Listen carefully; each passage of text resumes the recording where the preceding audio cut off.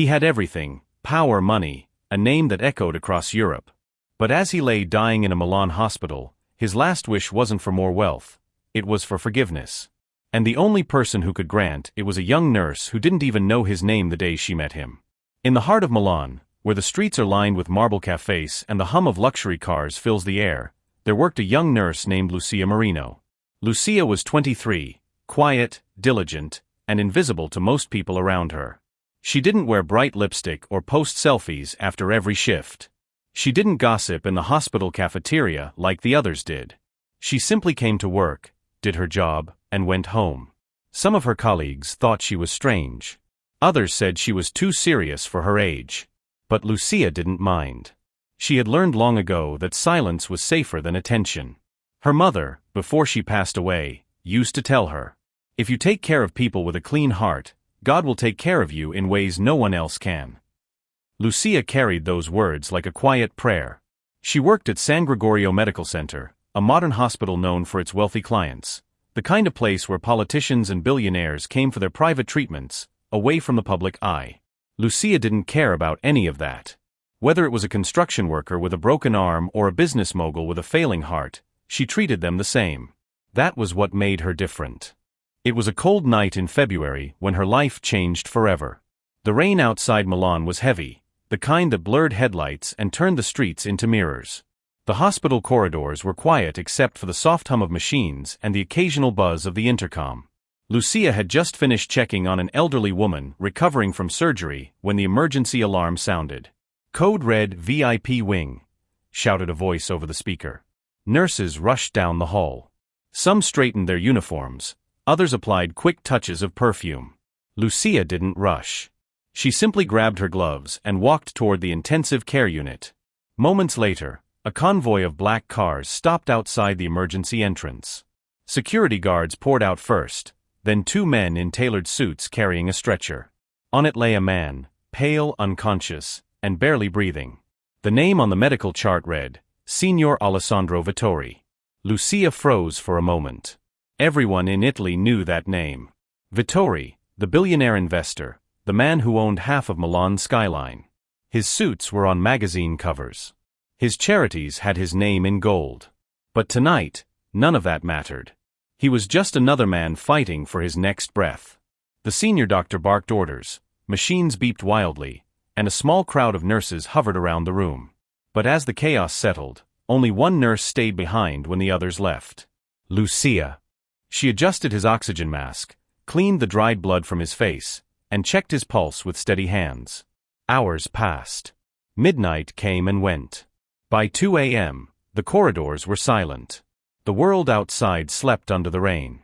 Lucia sat by the bed, eyes heavy, watching the heart monitor blink. That was when the man moved. A faint twitch in his fingers, a low moan. She stood quickly, leaning closer. "Signor Vittori, can you hear me?" His eyes fluttered open, dull, tired but aware. He looked at her for a long moment before whispering in a cracked voice, "Water." Lucia helped him drink. When he finished, he stared at her again, studying her face as if searching for something he'd lost long ago. "Who are you?" he asked. "I'm Lucia. Your nurse." He nodded slowly. "Don't let them in." She frowned. "Who, sir?" "Anyone. My family. My staff. I don't trust them." Lucia hesitated. "I'll make sure no one disturbs you." "Promise," he rasped. "I promise." From that night, everything began to change. The next morning his family arrived, 3 men in tailored suits and a woman in designer heels. They demanded to see him. The head nurse explained gently that he needed rest. But from inside the room, a voice spoke, weak but firm. "If it's not Nurse Lucia, I don't want to see anyone." The family exchanged stunned glances. From that day on, Lucia was the only one allowed near him.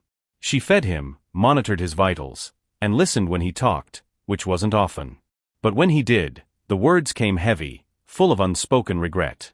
He told her about his life in fragments, the empire he built, the betrayals he endured, and the loneliness that came with power. One evening, as the sun dipped behind the city's glass towers, he asked quietly, "Do you believe in second chances, Lucia?" She nodded. I think everyone deserves one. He smiled faintly. Then I hope mine hasn't come too late. That night, she stayed by his side again. The hospital lights flickered softly. Outside, the rain had stopped, and the moonlight poured through the blinds. Lucia, he whispered. Yes, sir. I made mistakes. Many. But one, he paused, breath shaky.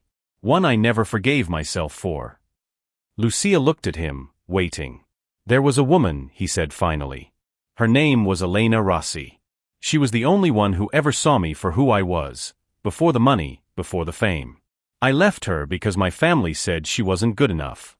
She was pregnant when I walked away. Lucia's eyes softened. What happened to her? He stared at the ceiling. I don't know. I tried to find her. I sent people. But she vanished. And now I'm running out of time. He turned his head toward her. Lucia. I need you to find her. Or my child. Please. Lucia froze. Me. Yes, you. I can't trust anyone else. She hesitated, torn between duty and disbelief. Why me? She asked quietly. Because you look at me like I'm human, he whispered. Not like a headline. Lucia didn't answer. But she knew in that moment she would go. Lucia barely slept that night. She sat on the narrow bed in her tiny apartment, staring at the small leather bag Signor Vittori had given her. Inside lay a sealed brown envelope, an old photograph, and a single silver key. The photo showed a young woman in a plain dress standing beside a vineyard. She was smiling, holding a baby wrapped in a white blanket. Lucia traced the edges of the picture with her thumb. So this was Elena Rossi, the woman the richest man in Milan had once loved and abandoned. The next morning, she told the head nurse she needed a few days off. Family emergency, she said simply. Nobody questioned her. Lucia was known for never asking favors. By dawn she was on a southbound train, the city giving way to the green hills of Tuscany. Vineyards rolled like waves beyond the window, dotted with stone houses and cypress trees. She clutched her bag the entire way, feeling both the weight of secrecy and the pull of duty. The village by the vineyard. The address written on the envelope led her to San Lorenzo, a quiet village built around an old church bell that rang every hour. The locals spoke in slow accents. When Lucia asked about a woman named Elena Rossi, some shrugged, some frowned. Finally, an elderly shopkeeper nodded toward the far end of the valley. There's an abandoned house beyond the vineyards. Used to belong to a lady called Elena. Left years ago. Lucia followed the narrow path the man described. The vines rustled in the wind. The air smelled of soil and rain. At the end of the trail stood a pale yellow cottage hidden behind overgrown lavender bushes. Her hands trembled as she used the silver key. The door creaked open. Inside, the air was cool and still, scented faintly of dust and old wood. The living room held a single sofa, a faded rug, and a table with a lace cloth. Everything was neat, as if the owner had stepped out and never returned. On the mantel sat a framed picture, Elena again, holding a child by the sea. Lucia whispered, "You really lived here." She explored carefully, opening drawers and boxes. In one of them she found letters tied with a red ribbon. The handwriting was delicate but firm. To Alessandro Vittori, from E.R. Lucia sat by the window and read the first one. You promised to return before our daughter's first birthday. The vines are heavy with grapes, but I can't taste their sweetness alone. She asks for you every morning. I tell her you are busy building the world. I hope you remember the small piece of it you left behind. Lucia felt a lump in her throat. She read another, then another, each one more painful than the last. None had ever been sent. At the bottom of the box lay a birth certificate, yellowed with age. Name, Sofia Elena Rossi. Date of birth, April 9, 1999. Father, Alessandro Vittori. Lucia pressed the paper against her chest. So it was true, there was a daughter. Footsteps sounded behind her. She turned sharply to see an old man standing at the doorway with a basket of tools. His clothes were worn, his face was weathered by sun and time. Who are you? He asked in Italian, voice cautious. I'm a nurse from Milan, Lucia said. I came for Signor Vittori. He's sick. He sent me to find Elena. The man's eyes softened. I looked after this house for years. Name's Paolo Rossi, her uncle. Elena left one morning and never came back. Do you know where she went? He sighed. She took the child and moved north. Said she found work near Florence, in a clinic by the river. After that, nothing. Letters returned unopened. Lucia showed him the photo. This was taken here. He nodded. The last summer before she left. She said the house carried too many ghosts. Lucia hesitated. She's gone, Paolo. But I think her daughter is alive. I have to find her. Paolo studied her for a long moment, then reached into his coat and pulled out a folded paper. Before Elena left, she gave me this. Said if anyone ever came asking in Alessandro's name, to give them the address.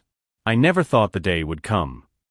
The note read, Sofia Rossi, Firenze, Sant'Agata Clinic. Lucia whispered, thank you. Be careful, Paolo warned. If his family learns you're helping him, they'll bury the truth again. Lucia nodded. I understand. The clinic by the river. Florence glowed gold under the afternoon sun when Lucia arrived. The Sant'Agata Clinic sat on the edge of the Arno River, a modest white building surrounded by rose bushes. Inside, the air smelled of antiseptic and coffee. A receptionist looked up. Good afternoon. I'm looking for Nurse Sofia Rossi, Lucia said. The woman tilted her head. She's with a patient. Please wait. Lucia sat down, heart pounding. She rehearsed what she would say, your father is dying. He's sorry. He wants to see you. But each version sounded wrong, too heavy. Minutes later, a young woman in scrubs stepped through the door, mid-20s, chestnut hair tied back, kind eyes behind tired lashes. Lucia froze. The resemblance to the woman in the photo was undeniable. Sofia noticed her staring. Can I help you? Lucia stood. My name is Lucia Marino. I'm a nurse from Milan. I need to speak with you, privately. Sofia frowned but gestured toward an empty consultation room. Come in. They sat across from each other. The hum of the city outside faded into silence. Lucia took a breath. I came from San Gregorio Hospital. I'm caring for a patient named Alessandro Vittori. Sofia's eyes flickered, recognition instant but guarded. My mother used to whisper that name. What about him? He's very ill. He wanted me to find your mother. Sofia's voice turned cold. Then you're too late. She died 5 years ago. Lucia lowered her head. I'm sorry. He wants forgiveness. Sofia asked bitterly. Tell him it's not for sale. Lucia met her eyes. He didn't send money. He sent me. Silence stretched.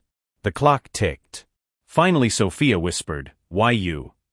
Because I listened when no one else did. For the first time, Sofia's expression softened. He's really dying? Yes.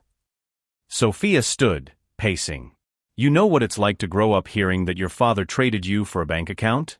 To watch your mother cough herself to death while newspapers called him a saint. Lucia said quietly, I don't. But I know what it's like to want peace. Sofia looked at the floor for a long time, then nodded once. I'll go. But not for him, for her. My mother deserved to be heard. The two women traveled back to Milan by train. Neither spoke much. The rhythm of the wheels filled the silence. Lucia watched the countryside blur by while Sofia clutched the photograph in her lap. When they reached San Gregorio, night had fallen. Security guards lined the VIP wing. Lucia showed her badge. She's with me. Inside the room, the billionaire lay frail and pale, oxygen mask hissing softly. His eyes fluttered open as the door creaked. Lucia whispered, Signor Vittori. I found her. He turned his head slowly. Sofia stepped forward, trembling.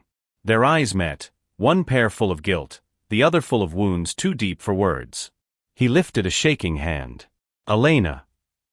I'm not my mother, Sofia said quietly. I know, he breathed. But you have her eyes. Tears slipped down her cheeks before she could stop them. I'm sorry, he whispered. For everything. For leaving. for pretending it didn't matter. Sophia's lips quivered. It mattered every day. He tried to smile but couldn't. I waited, for a second chance. Thank you, for coming. Lucia turned away, blinking hard as the heart monitor slowed to a steady rhythm. The room stayed quiet long after the machine stopped.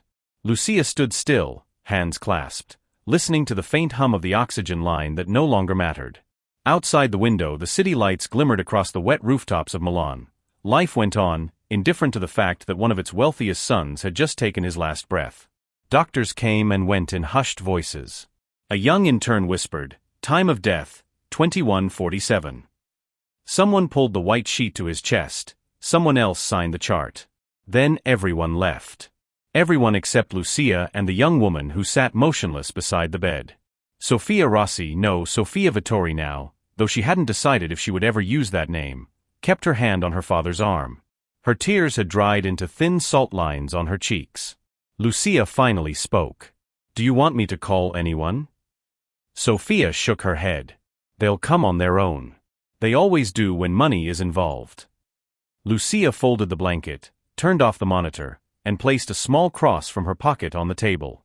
"He said once that he'd never believed in miracles until he met you. I think this was his last one." Sofia gave a faint, weary smile. "Miracle or punishment, I can't tell which." By morning, the hospital was a hive of murmurs. News travels fast when the patient is worth billions. The staff tried to pretend nothing had changed, but the hush in the corridors said otherwise. Security doubled. Lawyers arrived in dark coats. Television vans parked discreetly across the street. Lucia went about her rounds as usual, but every time she turned a corner, someone whispered her name. That's the nurse, the one he trusted. She ignored them. When she returned to clean the VIP room, the bed was already gone. The white walls looked bare, as if the place itself wanted to forget. On the side table lay an envelope addressed in shaky handwriting, for Nurse Lucia Marino. Her fingers trembled as she opened it. "If you're reading this, I'm already gone. Thank you for staying when everyone else saw a transaction instead of a man. You gave me back a little humanity. There's a red folder in the second drawer. Give it only to my lawyer, Signor Leone Grassi. Trust no one else. A.V." Lucia closed the letter and looked at the drawer. It was there, a crimson folder sealed with a band. She locked it in her bag before anyone could enter. By noon, reporters had found the story. Italian tycoon dies amid family feud flashed on screens. Online headlines hinted at a secret nurse and an unknown heir. Lucia's phone buzzed non-stop. Unknown numbers. Messages from journalists offering money for information. She deleted them all. When she finally stepped outside, cameras followed her from a hospital gate to the tram stop. "Signorina Marino, did you influence the will? Is it true he left everything to a stranger?" She kept walking, eyes on the ground. A single phrase echoed in her mind: trust no one else. That evening she met Leone Grassi in his office overlooking the Duomo. He was an older man, tall, gray-haired, and composed like someone used to balancing secrets. He rose when she entered. "You must be Nurse Marino. Alessandro spoke highly of you." Lucia handed him the red folder without a word. He studied the seal, then sighed. "I knew he was rewriting his testament, but I didn't know he'd finished it." He broke the seal, scanned the first page, then looked up. "Did he tell you about his daughter?" Lucia nodded. "She's with me.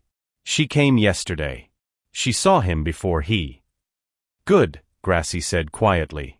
"That means he kept his promise." He read silently for a few minutes, then placed the papers back on the desk. "This changes everything. The estate, the shares, the foundations. He's left 45% to Sofia Rossi.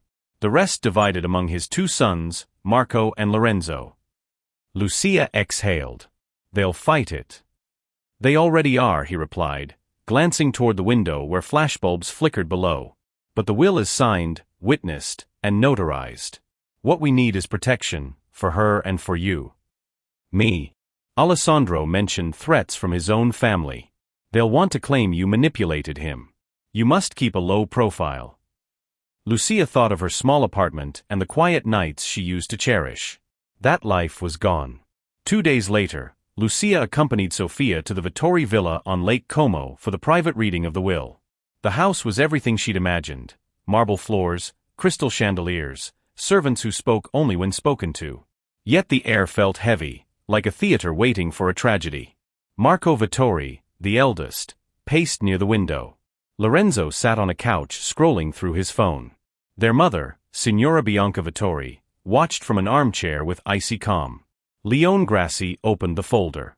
According to this final testament, dated 3 days before Signor Vittori's death, his estate shall be divided as follows. The words poured out like stones: percentages, properties, foundations, trust accounts. When Grassi reached the clause naming Sofia Elena Rossi as a beneficiary, Bianca shot up from her chair. This is absurd. She's not part of this family. She's his daughter, Grassi said evenly. Prove it. Sofia took a sealed envelope from her purse and placed it on the table. DNA results, signed by San Gregorio Medical Lab. Your husband ordered them himself. Silence. Only the ticking clock dared to speak. Marco clenched his fists. He was manipulated. By her. He pointed at Lucia. Lucia's heart thudded. I did my job. Nothing more. Bianca's eyes narrowed. You fed him lies. You brought this girl here to steal from us. Sofia stood, voice steady. He asked me to come. I didn't ask for a single euro. Grassi raised his hand. Enough. The document is legal. Any dispute must go through the court. Marco leaned closer to Lucia as everyone dispersed. You have no idea what you've started, he hissed. She met his gaze. Maybe not. But I know what he wanted. The next week was chaos. TV talk shows debated the nurse and the billionaire. Newspapers painted Lucia as a schemer, a savior, a mystery. She avoided social media completely. Sofia stayed with her in the apartment above the bakery on Via Lamrate. They cooked simple meals, listened to the rain, and tried to forget the noise outside. One night, Sofia said, he used to visit Lake Como every spring. He planted white roses for my mother there. Maybe that's where I'll bury him. Lucia nodded. He'd like that. The funeral was quiet, held at dawn. No reporters allowed. Only a handful of staff, the lawyer, Lucia, and Sofia stood by the grave. The air smelled of pine and lake mist. Sofia placed a single white rose on the coffin. You finally came home, she whispered. A week later, Lucia returned from her night shift to find her door slightly open.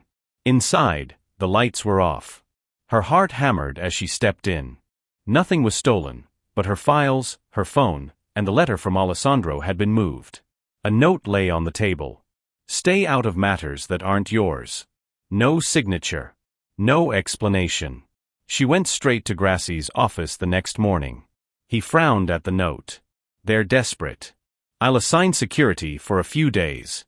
But remember, silence is your armor. The less you say, the safer you are. Lucia nodded, though sleep came harder that week. Months passed. The case dragged through court. DNA confirmed paternity beyond doubt. The final ruling honored Alessandro's last testament in full. Reporters waited outside the courthouse when the judgment was read, but Sofia simply walked past them, eyes dry, head high. Lucia followed. It's over, she said softly. Sofia looked at the sky. For them, maybe. For me, it's just beginning. With her inheritance, Sofia did something no one expected. She didn't buy cars or villas.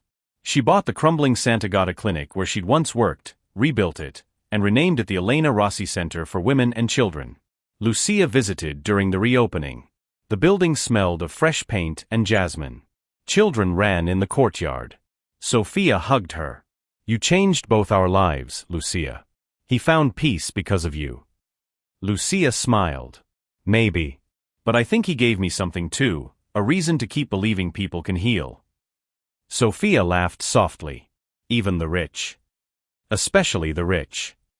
A few months later, a courier delivered a small parcel to Lucia's apartment. No return address. Inside was a sealed envelope and a folded deed. The letter read, Asterisk to Lucia Marino. You once asked me what I would have done if given a second chance. I'd have chosen kindness sooner. This little cottage by the lake belonged to my mother. I leave it to you, not as payment, but as thanks. May it remind you that goodness still echoes long after the noise fades. Asterisk. A.V. Lucia held the paper to her heart and smiled through tears. Outside, the city roared as always, but in her small apartment, there was peace. Spring came late that year. Milan woke from winter with a kind of tired grace, trams rattling again, markets full of tulips, rain that didn't freeze anymore but still smelled faintly of snow. Lucia had moved back to her old schedule, early shifts, quiet evenings, but nothing felt the same. The corridors of San Gregorio still echoed with gossip, yet her name had finally stopped appearing in the papers. Fame, like fever, always breaks eventually. Still, every time she passed the empty VIP suite where Alessandro Vittori had once lain, a strange ache stirred behind her ribs. Not sadness exactly, something more complicated, like missing a dream that never belonged to her. One weekend she took the train north, following the address on the deed. The line curved along Lake Como, the water flashing silver through tunnels and pines. The cottage stood a short walk from the station, tucked between olive trees. A small stone house, one floor, shuttered windows. The roof wore moss like an old hat. Inside smelled of dust and lavender. On the table sat a single envelope with her name, probably left by the lawyer who'd arranged the keys. It held nothing but a note written in Alessandro's unmistakable hand. This place was meant for silence. Don't fill it with noise. Just breathe. Lucia opened the windows. Cold wind rushed through, scattering the dust and stirring the curtains. Across the lake, a bell tower chimed noon. She unpacked only a thermos of coffee and her notebook, the same one she'd carried on night shifts to jot patient notes. The pages were half filled with numbers and medication schedules, but between them she begun writing small fragments. Words Alessandro had said, sentences Sophia had whispered, things she didn't want to forget. She sat by the window and wrote another line. Some debts are repaid not with money, but with mercy. 2 weeks later a car pulled up outside the cottage. Lucia stepped out expecting a stranger and found Sophia instead, holding a box of white roses. I thought you might want company, Sophia said. Lucia smiled. Always. They planted the roses along the fence. The soil was stony, the work slow, but neither woman seemed to mind. Afterward they sat on the porch drinking tea from chipped cups. How's the clinic? Lucia asked. Busy. Good busy. Sophia paused. Sometimes I see fathers bringing their daughters for checkups. It hurts, but it also heals a little. Lucia nodded. That's how healing works, one patient at a time. Sophia looked toward the lake. I didn't keep any of the money for myself, you know. Just enough to run the center. People think I'm being noble, but I just didn't want his guilt to become my inheritance. Lucia said quietly, you can't choose the blood you're born with, only what you do with it. Sophia smiled faintly. You sound like him when you say things like that. I hope not too much, Lucia replied, and they both laughed softly. When evening came, Sophia rose. I'll visit again. There's still one rose left to bloom. Lucia watched the car disappear down the hill, the smell of damp earth following in its wake. Months passed. The cottage slowly became part of her life. She worked 3 days a week at a smaller clinic nearby, walking there through olive groves each morning. The townspeople knew her only as Signorina Marino, the nurse who lived by the lake. No one asked about Milan. Sometimes letters arrived from Sophia, short, handwritten updates. We vaccinated 300 children this month. We found a photo of my mother holding me in front of the old house. I framed it. I still don't know what forgiveness really means, but I think I'm learning. Lucia kept every note in a wooden box under her bed. She never replied at length, just sent postcards with sketches of the lake and a line or two, keep going. One afternoon, while restocking bandages in the clinic, a man came in asking for her. He was tall, sharply dressed, maybe late 40s. His eyes carried a fatigue she recognized before he even spoke. You're Lucia Marino? Yes. I'm Marco Vittori. She froze for a moment. You shouldn't have come. He held up a hand. Relax. I'm not here to fight. I just needed to see what kind of person changes a story like ours. Lucia folded her arms. I didn't change anything. I just refused to hide it. He nodded slowly. That's what bothers me the most. You didn't want anything. I wanted him to die in peace. That's all. He looked around the small plain room. He trusted the right person then. After a pause he added, I brought something. He placed a thin envelope on the counter. My mother passed away last month. She wrote a letter addressed to the nurse. I thought you should have it. Lucia hesitated, then took it. Thank you. He turned to leave, but stopped at the door. I don't forgive him either. But maybe we can stop hating him. That's a start, she said. When he was gone, she opened the letter. The handwriting was elegant, cold. You were not the villain I imagined. Perhaps he needed you to tell the truth I couldn't bear to hear. Take care of my son's memory. I never could. Lucia folded the paper carefully and slid it into her notebook. Some wounds never close, they just stop bleeding. By the time the leaves turned gold, the roses had bloomed twice. The lake reflected them like small lanterns. Lucia sat on the dock, shoes off, feet in the cold water. She had learned to live with quiet, the kind that hums instead of screams. She still worked, still read medical journals, still sent part of her salary to a scholarship fund Sophia had created for young nurses. But she no longer chased purpose the way she once did. Sometimes doing good simply meant showing up and staying when others leave. A fisherman rowing past waved at her. Beautiful evening, Signorina. Yes, she called back. Beautiful. He rowed on. She stayed, watching ripples fade into nothing. That night, by lamplight, she wrote in her notebook again. He wanted redemption, she wanted truth, and perhaps I only wanted to believe both were possible. Maybe they were, for a moment. She closed the book. Outside, wind rustled through the olives. Somewhere across the lake, a train horn sounded, the same line that once brought her here. Lucia blew out the lamp. The darkness wasn't frightening anymore. Years later, people in the nearby town still spoke kindly of the quiet nurse who lived alone by the lake. They said she never turned away a patient who couldn't pay. They said she smiled in a way that made grief feel smaller. Few remembered the Billionaire scandal, the lawsuits, or the endless headlines. Time had filed them down to a rumor. But on certain spring mornings, when the mist rose and the white roses bloomed by the fence, an old gardener passing by would swear he saw her sitting on the porch steps, reading a letter, lips moving silently as if answering someone who was long gone. Maybe she was. Because some stories don't end, they echo. And somewhere in that echo, a dying man's last wish still breathed. To be forgiven, and to be remembered not for what he owned, but for what he finally tried to make right. Thanks for watching. If this story kept you thinking, share your thoughts in the comments. I love reading what you believe really happened. Don't forget to like this video, subscribe, and turn on the notification bell for more stories every week.